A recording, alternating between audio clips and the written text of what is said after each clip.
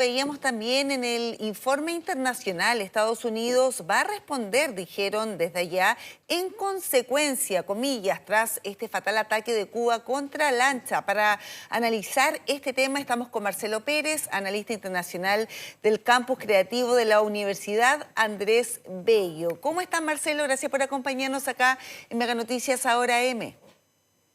Hola, buenos días. Gracias por invitarme. Sí, queremos analizar este último antecedente, porque ya la relación, bueno, hace años, ¿no? Pero ahora estaba pasando por un punto quizás más crítico entre Estados Unidos y Cuba. ¿Cómo impacta este nuevo hecho que se da a conocer en el día de ayer por parte del Ministerio del Interior cubano y donde hay 4 personas que resultan fallecidas de una lancha que se había aproximado a las costas cubanas?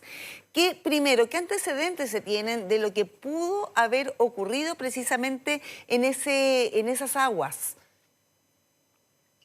Bueno, lo primero es decir que este hecho no es 100% novedoso. Esto es algo que sucede bastante. Son lanchas que generalmente parten desde las costas de Florida hacia las costas cubanas en un ir y venir de migrantes, ¿no? Muchas veces gente que no puede salir de Cuba y que a través de estos viajes que pues, son considerados ilegales porque no tienen el permiso de la policía cubana para entrar y salir del país y de sus aguas, entran y sacan gente. Esto entra dentro de un sistema que nosotros ya conocemos mucho, que son incluso las mismas balsas que llegan a Miami y a distintas costas de Florida, incluso gente que ha salido en globos aerostáticos hechizos. Es decir, hay un movimiento constante ilegal dentro de las costas de Florida y la isla de Cuba. Eso por Ya, decirlo primero. o sea, Lo que sucede, sí. eso ha sucedido ya durante varios años, ¿no? Por este interés de las personas que están viviendo en Cuba, precisamente de salir de ese país. Y claro, se utilizan estas lanchas precisamente que salen de Florida hacia las costas de Cuba. Pero ahora lo que estamos viendo es que, ¿qué es lo que ha sucedido con los tripulantes de esta lancha? Hay 4 personas que resultaron muertas. Esto por un enfrentamiento, según lo que informó preliminarmente las autoridades cubanas. ¿Cómo esto impacta finalmente el vínculo y esta relación ya bastante alicaída, tensa entre Cuba y Estados Unidos? Claro, la diferencia de los casos anteriores con el caso de ahora es que se produce un enfrentamiento armado. Mm. Muchas veces cuando estos tipos de viajes eran detenidos, se producía tal vez un arresto, una devolución de la embarcación. Aquí no sabemos exactamente bien qué es lo que pasó, por ejemplo, quién disparó primero, si no hubo una detención de la lancha, pero más allá de eso lo que tenemos son 4 víctimas fatales de las que iban en la lancha, y si no equivoco mal, la información todavía es borrosa, Sí. pero también una víctima fatal dentro de la policía cubana. Entonces, otro dato que también es súper importante es que tampoco tenemos claridad hasta el momento de la nacionalidad de las víctimas. Es decir, pueden ser norteamericanos, pueden ser cubanos con residencia en los Estados Unidos. Es decir, eso también es un punto muy importante a definirlo.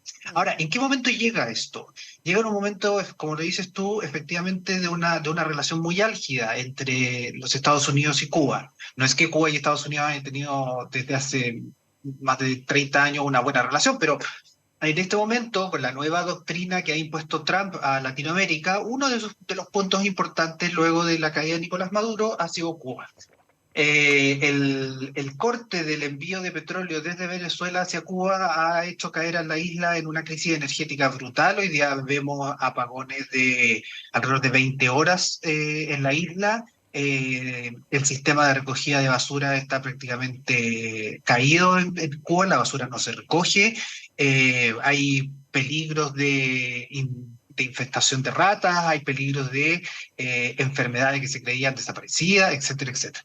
Por lo tanto, la situación ya es compleja. Y lo que viene a hacer esto es a golpear las relaciones un poco más, especialmente si se confirmara que los fallecidos son ciudadanos norteamericanos.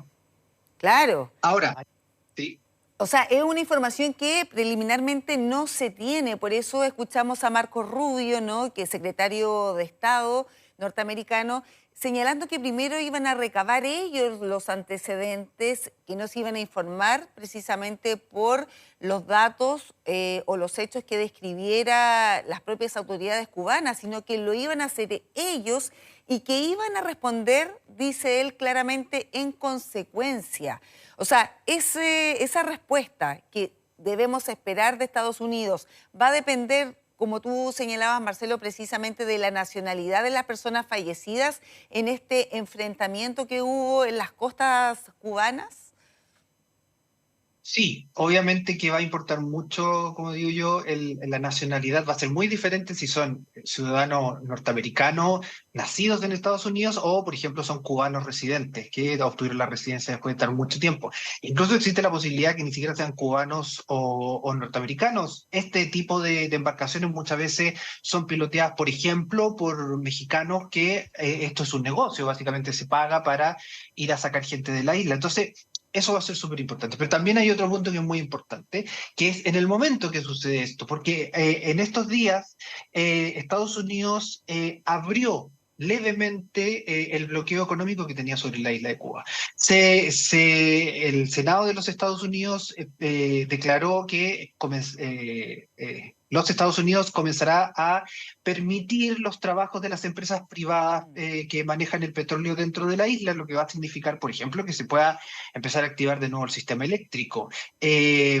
También, por ejemplo, las empresas de petróleo mexicanas podrán de nuevo empezar a abastecer con ciertos buques de petróleo a la isla. Entonces, justo en el momento que Estados Unidos pareciera que no está olvidando el tema, sino que está relajando su mano y que está aplicando algo que ya se vio en Venezuela, que es que a Estados Unidos no le interesa tanto el cambio político como el cambio económico. Si se dan algunas medidas económicas, al parecer Estados Unidos podría relajar un poco el bloqueo. En ese momento, en esa conversación, justo pasa esto. Entonces, Uf, aquí va a haber que matizar. ¿Qué tan importante va a ser esto en relación a esta nueva política que se está instaurando entre Estados Unidos y Cuba? sí, bueno, eso es muy importante y tú lo señalabas también. Hay un bloqueo existente ya por varios años, pero que se agudiza con la intervención de Estados Unidos en el principal proveedor de Cuba con el crudo, el petróleo. Me refiero no a Venezuela, de ahí se empieza a cortar el suministro por las sanciones hacia cualquier país que pudiese proveer a la isla de petróleo. Por eso los apagones, por eso esta crisis también, y donde se han cerrado los vuelos, hay una baja absolutamente en el turismo, que uno de los principales activos que tiene la isla para sobrevivir, por así decirlo. Y la verdad es que era un momento ya bastante crítico de Cuba al respecto, porque finalmente no tienen este combustible esencial. Ahora, justo en el día que se había flexibilizado un poco la entrega del crudo a la isla para mitigar los impactos que estamos viendo ahí, ocurre este hecho. Y me quedar con las palabras de Marco Rubio, que dice: vamos a responder en consecuencia. ¿Qué se puede leer de esas palabras, de esa respuesta que se espera de Estados Unidos? Me parece que es una declaración que entra dentro del discurso político externo que ha instaurado los Estados Unidos. Y diciendo eso, bastante poco se puede entender, Mm. porque se habla en conceptos muy grandes, es lo mismo que hace Donald Trump, pero bajar eso a la realidad es bastante difícil. Donald Trump hace un mes y medio estaba hablando de que no descartaba una intervención militar en Cuba. Hoy día están relajando el bloqueo económico. Por lo tanto, esas declaraciones de Marco Rubio, recordemos primero, ¿dónde las hace? Marco Rubio hoy día está presentándose en la reunión de la CARICOM, que es la reunión de la Comunidad del Cumbre de Caribe. los países Eh, caribeños, sí. Exacto, y cuya idea de su presentación ahí es explicar esta nueva política que tiene Estados Unidos con la región. Por lo tanto, él va a instaurar una posición de fuerza, es decir, los Estados Unidos aquí queremos entrar a participar más en en la situación política y especialmente económica de los países del Caribe. Justo en ese momento sucede esto, por lo tanto, es obvio que Marco Rubio tiene que salir a dar un discurso fuerte, decir que Estados Unidos va a responder de una manera adecuada. ¿Cuál es esta manera adecuada? Con la administración Trump no se sabe. no se tiene idea. No lo sabemos, por ejemplo, hoy día la situación que está en Irán, no sabemos lo que va a pasar, menos lo vamos a ver en Cuba. Pero, de nuevo, aquí hay que matizar, porque si Estados Unidos sigue la política que había mantenido, esto se puede encapsular como un hecho aislado.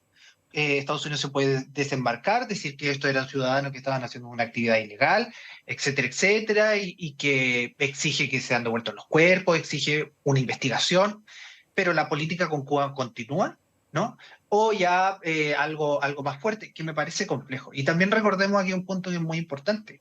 ¿Por qué Estados Unidos empieza a flexibilizar de a poco su posición con Cuba? Es porque Estados Unidos hoy día se ha comprado un problema mucho más grande, que es el problema con Irán, ¿no? Ese es el gran problema que tiene hoy día Estados Unidos. Y por grande que sea Estados Unidos, pelear en tantos frentes es complejo.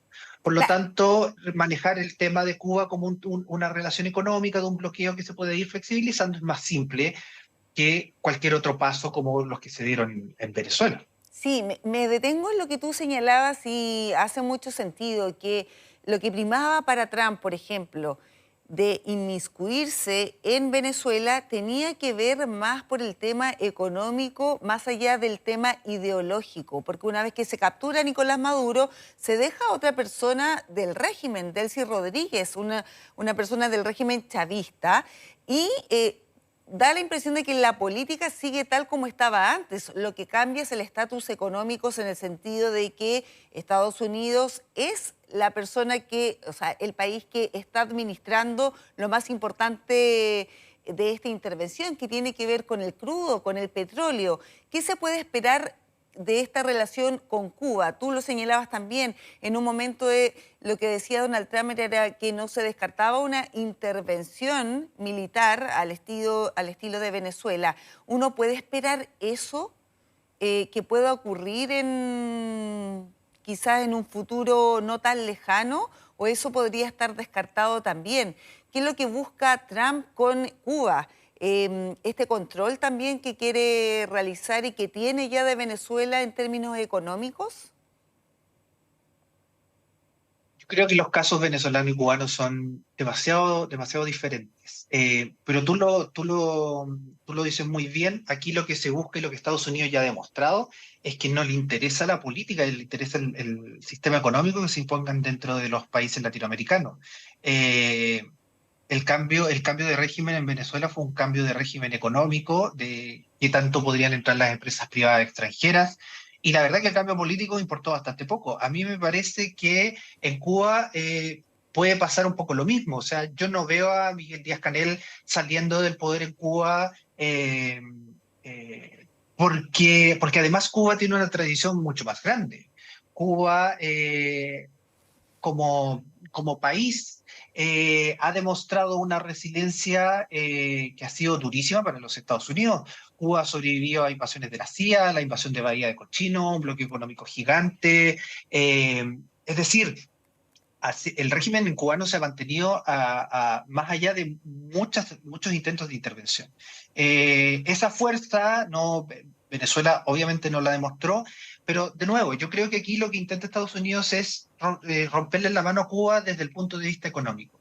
Si Díaz-Canel empieza a instaurar ciertas reformas económicas que a Estados Unidos le convengan, que seguramente son las que hoy día está en la CARICOM conversando Marco Rubio con los vecinos del barrio, digámoslo así, el hecho de que el régimen castrista siga o no siga en Cuba es secundario. Yo creo que si las medidas económicas se aplican, si la economía se libera, si se permite la entrada de más empresas extranjeras, si se permite el funcionamiento de entidades diplomáticas norteamericanas de manera más fluida dentro de la isla, si los puertos se abren, si Cuba compromete a rechazar cualquier tipo de compra de petróleo pirata, digámoslo así, o del mercado negro, todas esta lista de peticiones. Si el régimen castrista sigue, yo creo que para Estados Unidos es irrelevante, porque lo que Mm. Estados Unidos quiere es el manejo económico. Busca el manejo económico, lo logró con Venezuela y eso estaría detrás finalmente de las medidas que se han adoptado, donde se ha prohibido a algunos países precisamente transar el crudo que llega a la isla, y lo que estamos viendo es una gran crisis que se está viviendo ahora en Cuba. Te quería preguntar por el escenario ya internacional, los apoyos que tiene la isla actualmente, porque se ha hablado de que Rusia, que es antagónico a Estados Unidos, buscaría apoyar con combustible a Cuba. ¿Cómo se lee finalmente esos cambios, esas piezas que comienzan ya a armarse con miras a esta determinación de Estados Unidos, y cómo afecta también la relación entre Estados Unidos, Rusia y al medio Cuba? Yo creo que para entender un poco el rol que cumple hoy día Cuba a nivel geopolítico, hay que también mirar el panorama mundial. Y lo que hablábamos un poco antes de que hoy día Estados Unidos, por ejemplo, está entrando muy fuerte en el conflicto en Irán. Eh, Hoy día, siendo muy sincero, la importancia geopolítica y estratégica de Cuba es prácticamente nula. Eh, Rusia podría, por ejemplo, poner barcos militares que acompañarán a cargueros de petróleo a abastecer la isla. La pregunta es ¿para qué? Y la pregunta es ¿por qué? Mm. ¿Qué es la ganancia de Rusia en este momento haciendo eso? La verdad es que prácticamente ninguna, porque la posición y la estratégica de Cuba es muy débil, primero. Y segundo, que en el panorama mundial, en este momento Rusia tiene problemas mucho mayores que Cuba tiene o no tiene una crisis energética. Rusia está metido en una guerra brutal en Ucrania que lo ha desangrado. Eh, Rusia está hoy día metido en el conflicto con Irán, ha mandado tropas, porque sí, Irán es un punto geopolítico estratégico importantísimo para Rusia, importantísimo. Desde ahí es el punto de influencia que tiene para Oriente Medio y el Asia. Eh, China, por ejemplo, que es el otro gran actor, China en enero mandó 80 millones de dólares en un paquete de ayuda a Cuba y una inyección de alimento de algo así como 60.000 toneladas de arroz.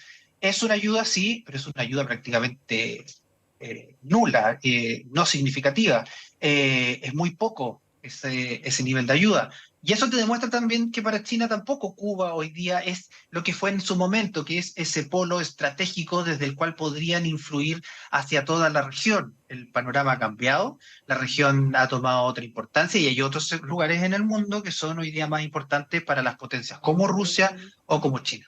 Sí, yo te preguntaba también cómo esto se mezcla con la doctrina Trump, donde ha sido explicada también, donde, para explicarlo en simple, lo que se busca acá es, no sé si controlar es la palabra, pero tener una influencia en toda la región, en América, en el fondo, Estados Unidos, tener una influencia y dejar a un lado finalmente la comunidad europea, a Europa y la influencia que pueda tener el continente, ese continente en América. Acá Estados Unidos dice, esto es nuestro territorio, yo me voy a ocupar de acá.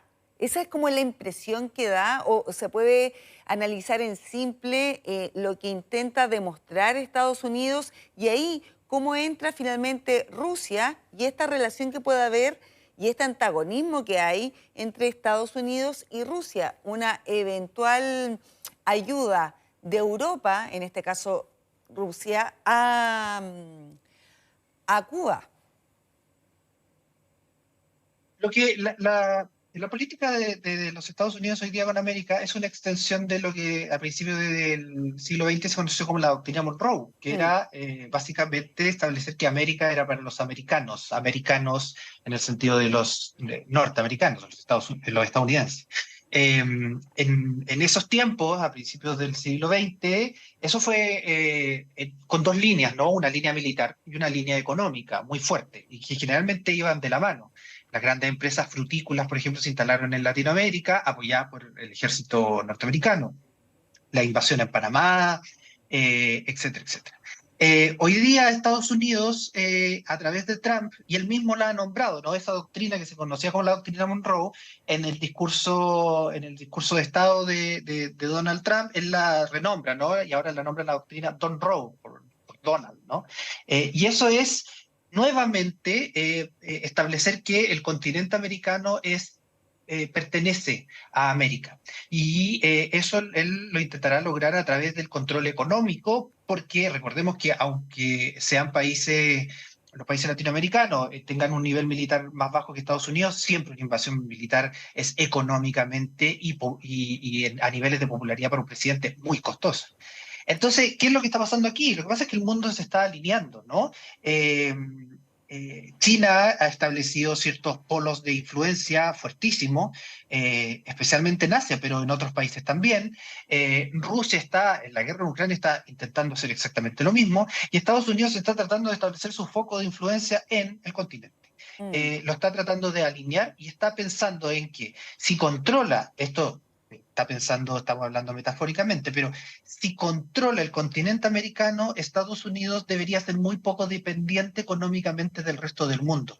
Tiene petróleo en Venezuela, tiene campos fértiles en toda la región, es decir, tiene minerales, tiene litio, tiene cobre, tiene oro. Es decir, Estados Unidos a nivel de consumo interno lo que necesita puede obtenerlo de América, del propio continente americano. Por lo tanto, es bastante posible que Estados Unidos se cierre a eso y prefiera funcionar con lo que puede obtener de su mismo barrio, digámoslo así, que es el continente americano. Bueno, y nosotros somos parte del barrio, Marcelo, y te quiero llevar a los últimos acontecimientos también que ha habido con nuestro país, con Chile. Esto por la decisión, bueno, todo esto se revierte, pero la decisión de este cable submarino con una empresa china. Hay una advertencia de Estados Unidos anteriormente con respecto finalmente a lo que se quería hacer, ahora se revirtió, y hay también este echar pie atrás a lo que tiene que ver con las visas a 3 autoridades chilenas, entre ellas al ministro de Transporte. ¿Cómo se lee eso? ¿Tiene que ver también con esta decisión de Estados Unidos de, no sé si intervenir, pero de influir absolutamente en todo el continente? Yo ocuparía tu primer concepto, yo diría que es una intervención. O sea, es la manera de Estados Unidos de decir los negocios que se hagan en esta región, en este continente, tienen que ser visados, aprobados por los Estados Unidos, por nuestra agenda económica. En este caso, este negocio con una empresa china, este cable submarino, era un negocio que Estados Unidos, por una cosa de intervencionismo que ellos lo ven desde fuera del continente, no le apetecía, no le satisfacía. Y es una manera de ocupar su poder de presión política. Las relaciones con Chile, más allá de que es cierto, con Gabriel Boric, la relación de Estados Unidos con Chile fue un poco tirante. Ahora uno puede proyectar que las relaciones con el presidente Katz serán mejores, pero no es un país complejo para Estados Unidos, pero para nada. Pero de todas maneras, Estados Unidos aplica la presión que necesita aplicar, aplica la presión que necesita para establecer lo que ya te había dicho, que es los negocios que ustedes hagan siempre tienen que pasar por el velo de nosotros, ¿no? Y para la próxima vez se lo pensarán mejor antes de empezar siquiera a pensar en hacer este tipo de negocios. Eso es un intervencionismo 100%, o sea, no hay otra manera de verlo. ¿Chile se puede dar el lujo de romper este tipo de relación con Estados Unidos hoy día? No, la verdad es que no, a menos que el nuevo presidente decidiera, por ejemplo, alinearse 100% con China, lo que se ve bastante complejo. Ahora, esto también complica un poco las relaciones a futuro. Esto fue un llamado, fue una alerta sobre lo que podría pasar, pero Chile le vende prácticamente toda su producción de cobre a China. ¿Qué va a pasar con eso? Yo creo que esos son los temas que hoy día nosotros deberíamos pensar. ¿Qué va a pasar con la venta del litio? ¿Qué va a pasar con las concesiones chinas que ya existen en Chile? ¿Cómo va a competir Chile, por ejemplo, con el nuevo puerto del Callao construido por empresas chinas en Perú y que nos dejan los puertos chilenos en una posición muy frágil, ¿no? ¿Cómo vamos a remodelar el puerto de San Antonio? ¿Cómo se va a remodelar el puerto de Valparaíso? ¿Cómo se renuevan los puertos del norte? ¿Con qué dinero? ¿Quién va a invertir ahí? Porque generalmente los que están en este momento esperando con dinero para esta inversión son empresas chinas. ¿No se puede hacer más negocio con China? ¿Habrá que pensarlo? ¿Habrá que elegir? Eso, todas esas preguntas a las que nosotros no tenemos respuestas, deben entrar dentro de la nueva política exterior que va a tener el país con el nuevo presidente. Son las preguntas hoy día que el futuro canciller se debería estar haciendo y buscar una manera de resolver.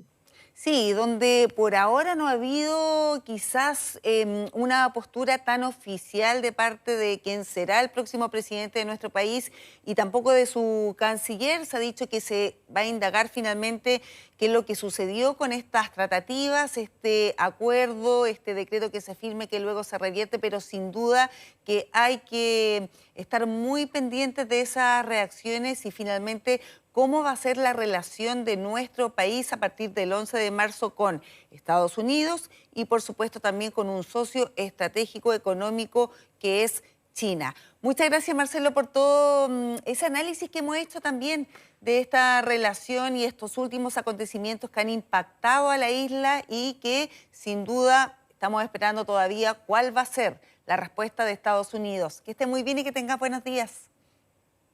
Muchas gracias, buenos días.